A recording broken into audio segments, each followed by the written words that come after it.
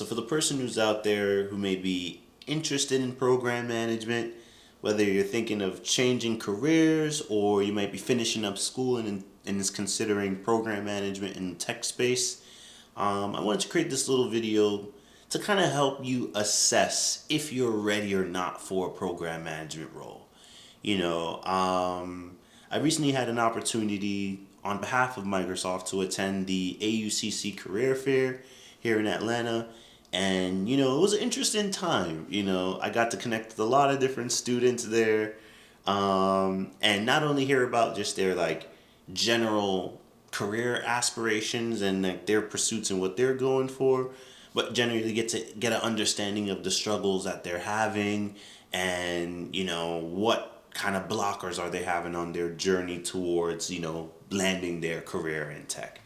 And, specifically a lot of the folks there, or a lot of the students came to me and they were asking just for general resume advice, and I thought it was pretty interesting just to see the types of resumes that I got, and I was like, you know what, this might be a good video for someone, just to kind of help them see where they are today. That's the whole thing. We all probably have an end goal of becoming a program manager or growing within our career, but it's how do you assess where you are today? And especially for the person who's not even in program management yet, how do you analyze, do you have the right skills and experiences to be competitive in today's job market? And that's kind of what I want to do first. So before I dive into it, for those who are new here, my name is Savion Wright. By day I work as a program manager at Microsoft, and outside of work, I essentially help people develop their career strategy to help get into program management, specifically in tech, ideally. So there's that. If you want more information on that, please check out my website. I actually am soon going to launch my one-on-one consulting services, so you can just join the waiting list there. But yeah, back to experiences. So, one of the things I definitely think is important experience-wise to have on your resume if you desire to be a program manager is what I call a Kickstart role. And what is a Kickstart role? I think a Kickstart role is essentially a role that basically shows your aptitude, your potential, your capability to address the issue that the team you're applying for is having. So what do I mean by that?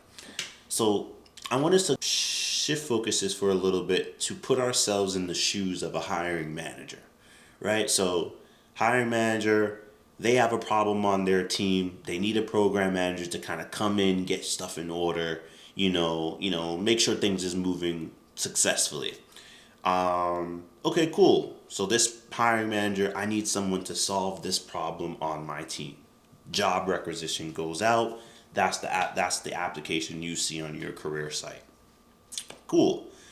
So with that said, you have to understand that the mindset that this hiring manager is in is that, hey, we need to solve this problem as soon as possible. I need to find someone who has at least, hopefully they've done this somewhere else, and they can just apply the same experience, the skills, anything that they applied for doing this elsewhere here on my team.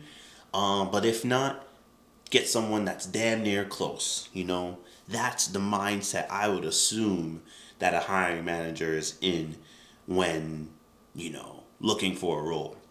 So now as the applicant, that's why it is so important to tailor your resume to the different job descriptions that you apply for, because, if it's not clear that you can help me solve this problem because you did this X place elsewhere, it's going to be very hard to get noticed, because like I said, I have to be quick as a hiring manager in getting someone who can do this, because time is money and we got deliverables we're trying to hit. So that said, it's it is imperative that you have some type of role that shows your, like I said, your aptitude, your capability, just your potential, or that you have done this thing somewhere else and you can apply the same knowledge on my team or on whatever team you're applying for. And that is the hard part at times. Like, people often don't have, at least the resumes that I saw that day or just in general from the early clients that I've been connecting with, you know, they don't have that kickstart role, you know. So you may have like maybe a sales experience role at like a restaurant or a retail store, you know, where maybe you did a sales rep, or maybe, you might have something in the finance area. Like, the thing is, you want to have a role that at least put you in like some type of leadership position, or you were, if not leadership, you were part of influencing decision making on the team in some way. You want to be a part of or gain an experience that, maybe you had to work with multiple stakeholders across different disciplines in order to accomplish whatever it is you were working on. Like, that type of experience is what is going to best set you up to, I would say, successfully showcase yourself as a PM in an interview.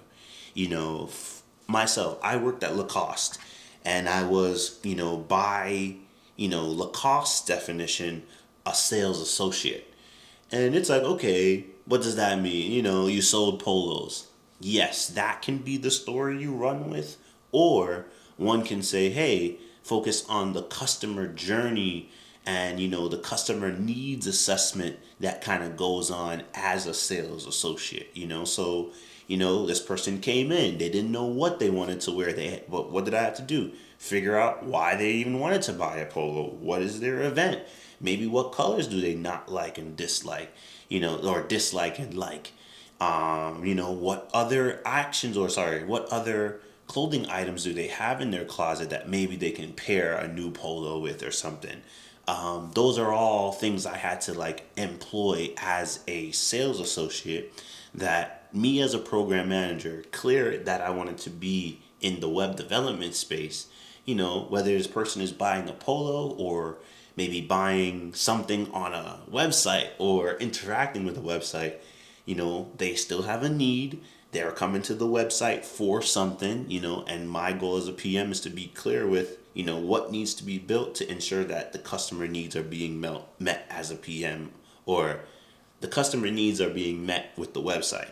Similar to buying a polo or a customer buying a polo, they have a need, whether it's I gotta get dressed for this attire or photo shoot, I need something that's gonna fit well, that's made well, and is also I'm gonna feel confident in. Here's a polo. So I know that was kind of a little bit a lot, but I hope you guys understand that's like, just because you might not have that true kickstart role by my definition doesn't mean, you can't reword or find the, I would say, PM relevant skills or PM transferable skills within your current experiences that may, help you translate into the role. I do think it's best. Like, for example, my Kickstart role was at Dell Technologies. So it's like, okay, yes, he's a physics major. Yes, he's done like these design thinking related type of summer opportunities, but, working in Dell, he understands the corporate tech space. I was a UI design consultant there, so a team was building a website. I basically came in, offered a fresh perspective on how they should move forward with the website, proposed it to the leadership team, and eventually they ended up, getting buy-in and then moving forward with my design. A clear, hey, I was influential in the decision making. I did lead parts of the project. I had to work with multiple stakeholders to get this thing done and approved. So a clear, hey, he's done this here before. I was basically coordinating the project in some way. He can come here and be successful as well. So I hope that kind of is clear. It's like, if you don't have that kickstart role today, that's your first step, in becoming a program manager. It's like, you need to then be aiming for, what can I do to get myself in the door, or whether it's getting a role or what can I do personally, what type of personal project that I can kind of put myself in those influential decision making position, project coordination decision, or or interacting with multiple stakeholders or multiple people to get this thing done. Like, you can also do a personal project that gives you that experience. I think it's best, for the person, it's just you want to have a holistic resume. So I think it's good to have maybe some that is like, hey, you were in a job at a company doing something. It's also good to have the personal projects as well. So you want to develop a well-rounded resume, but I definitely think like you're not going to be even remotely competitive if you don't have like a clear kickstart role or transferable role to the role that you're applying for. Now, let's think about our skills. We talked about just experiences wise. It's hard to kind of note a top three skills that a PM should have, but I'll just kind of outline what I think are my top ones. First, communication competence. You know, it's not just about how you speak, but it's also about like how you collaborate with others, how you speak with, connect with others, and understanding that not everyone's going to have the same style of communication.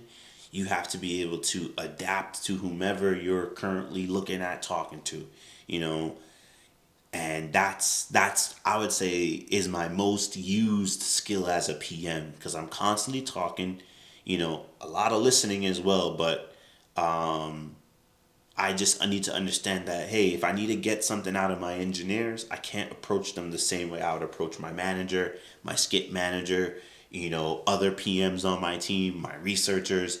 You gotta know who you're talking to and how to get the best out of them, how to communicate to them to get the best out of them. So that's a big skill there. Next thing I would say, goes without saying, is leadership. You have to embody the characteristics of a leader. And that's, little things, being on time, coming with the energy to the meeting. Not everybody wants to be in every meeting every day. We understand that. I get it, but work has to get done. Projects still got to move. So if you're not coming with the energy as a PM, that's going to be, a little issue there. What other parts of leadership? Leadership goes back to communicating with others, as well. How you carry yourself and just modeling the behaviors that you want to see on your team culturally. So leadership and just overall exuding that kind of mentality or just aura, I'd say, is very important.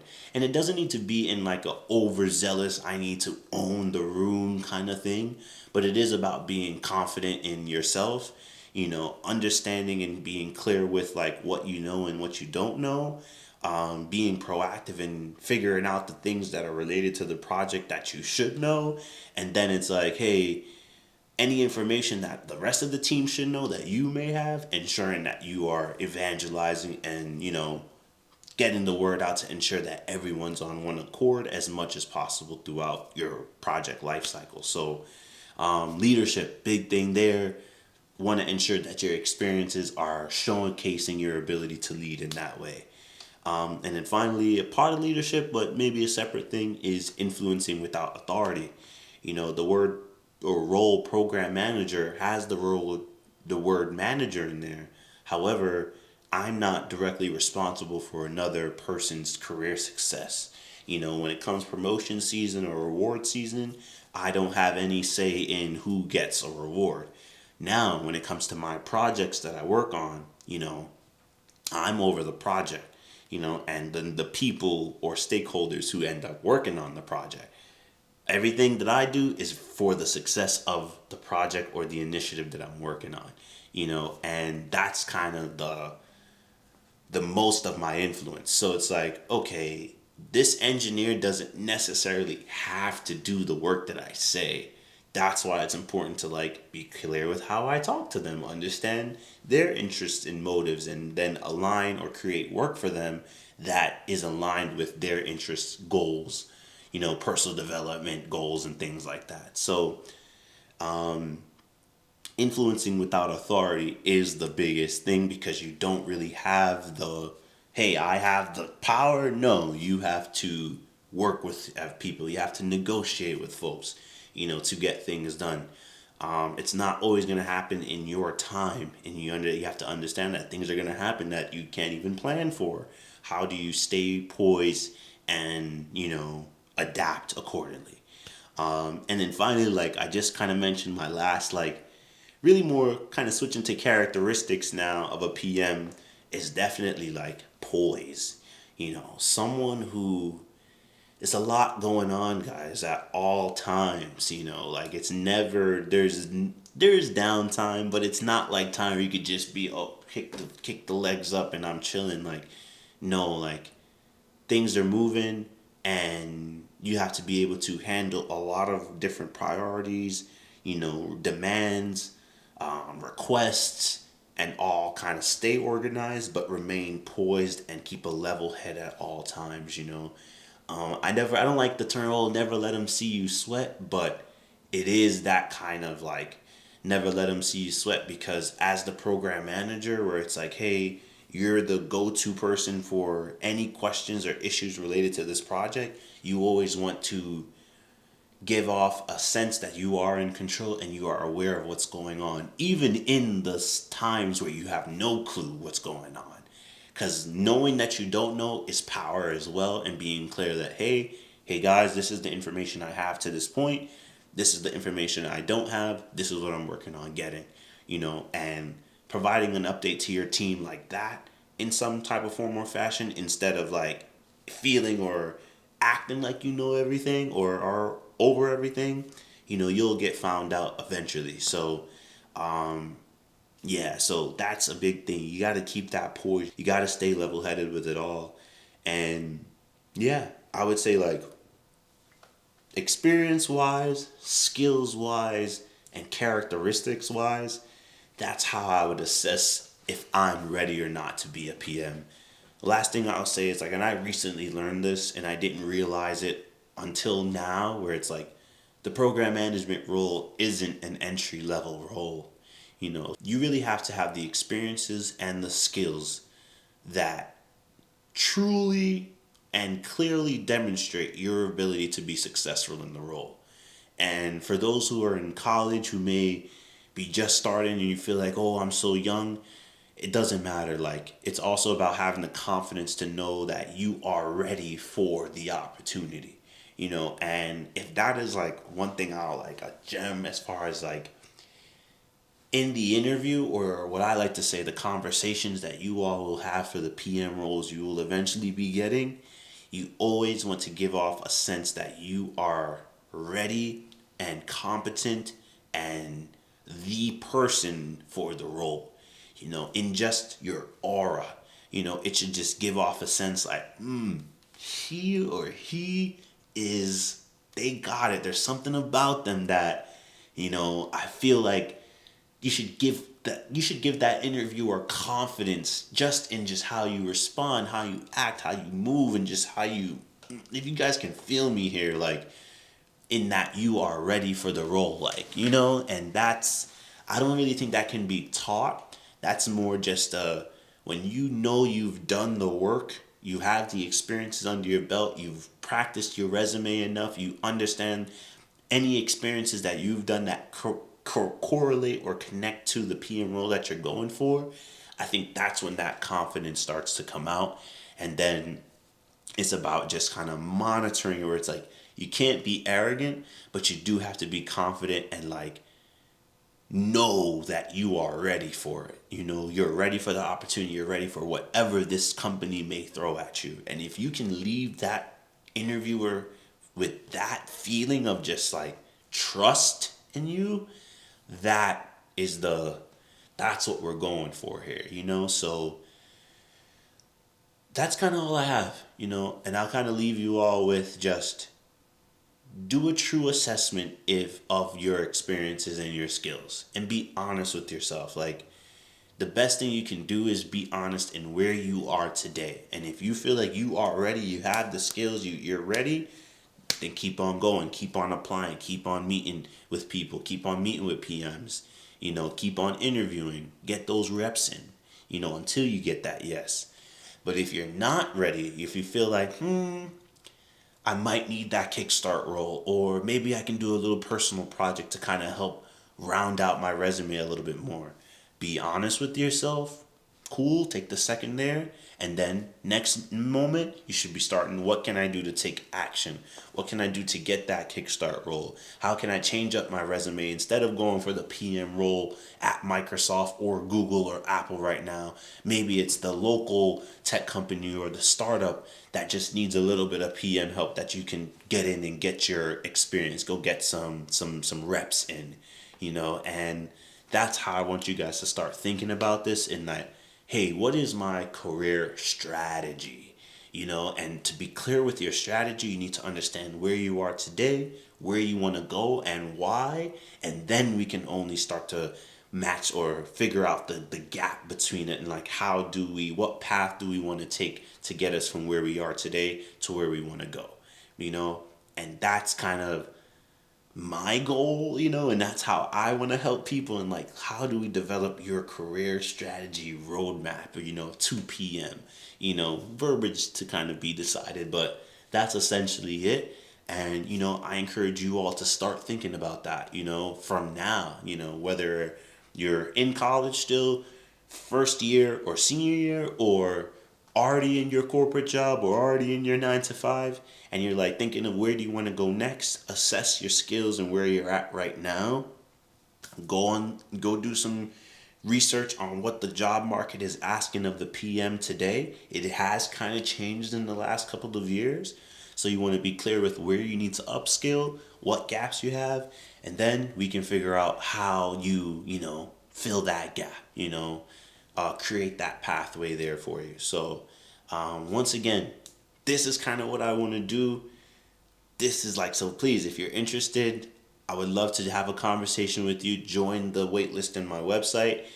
From there, maybe reach out to me, and I would love to have like a 30-minute free call with anyone who's just interested in this. I'm really trying to get an understanding of the problems you're having. Right now, I think the problem is around just lack of clarity on how to assess what PM role is for me, or if PM is for me, and how do I get there. But that might be wrong, and that's why I kind of need to talk with more people, and the more the merrier. So yeah, please let me know how you guys like this video. The comments are open for you all. If this was helpful, let me know. If there's any follow-up or anything you need me to clarify for you, I'm happy to do so. And yeah, so thank you again for the time, and I hope you guys have a good rest of your day. Bye-bye.